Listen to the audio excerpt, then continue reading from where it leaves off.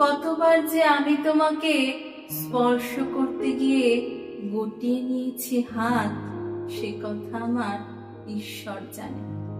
তোমাকে ভালোবাসার কথা বলতে গিয়েও কতবার যে আমি সে কথা বলিনি, সে কথা আমার ঈশ্বর জানে।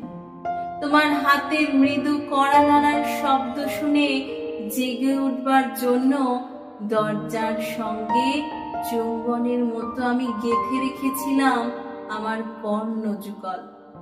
তুমি এসে আমাকে ডেকে বলবে, এই ওঠো, আমি আমি আর আমি এ কি শুনলাম? এমতো উল্লাসে নিজেকে নিক্ষেপ করব তোমার উদ্দেশ্যে। কতবার যে এরকম একটি দৃশ্যের কথা আমি মনে মনে কল্পনা করেছি, সে কথা আমার ঈশ্বর জানেন। আমার চুল পেকেছে তোমার জন্য, আমার গায়ে জ্বর এসেছে তোমার জন্য। আমার ঈশ্বর জানেন আমার মৃত্যু হবে তোমার জন্য। তারপর অনেকদিন পর একদিন তুমিও জানবে আমি জন্মেছিলাম তোমার জন্য, শুধু তোমার জন্য।